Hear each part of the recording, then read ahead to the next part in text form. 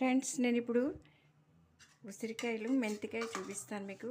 వీటిని కొంచెం సాల్ట్ వేసుకుని ఆయిల్లో ఇలా మగ్గించి పెట్టుకోవాలి.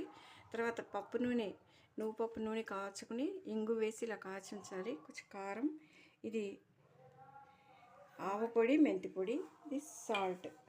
ఇప్పుడు ఫస్ట్ నేను కారం వేస్తున్నాను.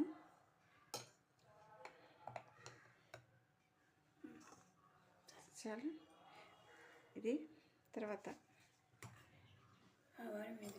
ఆవాలు మెంతులు వేయించిన కూడా ఒక గరిటె వేస్తున్నాను.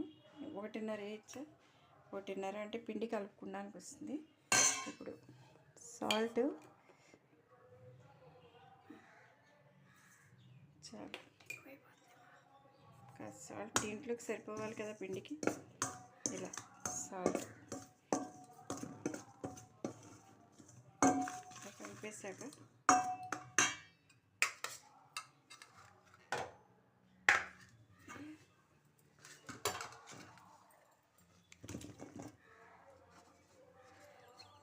గరిటె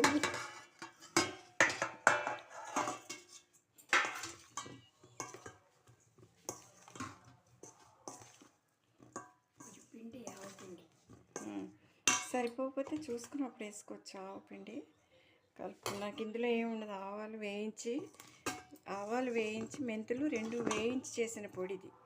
అందుకని పిండి కలుపుకున్నాను. పిండి కావాలి కదా కొంచెం, ఇంకా పొడి వేసుకున్నా కలుపుకోవడానికి వస్తుంది. కారం ఎక్కువ తినేవాళ్ళు అయితే ఇంకొంచెం కారం ఎక్కువ వేసుకోవచ్చు.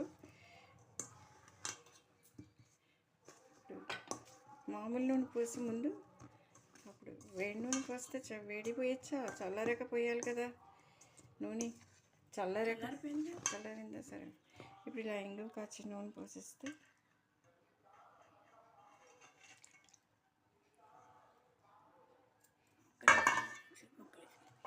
ముక్కలు వేస్తే అక్కడ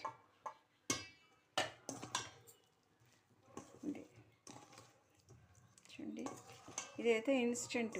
కొంచెం ఆవకాయ అయితే నానాలి, కానీ ఇది ఆవాలు వేయిస్తాం కదా, అందుకని ఇలా నల్లగా ఉంటుంది. కానీ టేస్ట్ చాలా బాగుంటుంది. షుగర్ వాళ్ళకి అది మంచిది. మెంతిపిండి ఉంటుంది కాబట్టి ఎక్కువ ఆవపిండి, మెంతిపిండి. ఆవపిండి ఒక గరిటె వేసామనుకోండి, ఆ ఒక్క గరిటెకి పావు స్పూన్ మెంతిపిండి చాలు. అంటే 3 గరిటెలు వేసాను నేను, అంటే 1.5 స్పూన్ మెంతిపిండి అంతే లెక్క.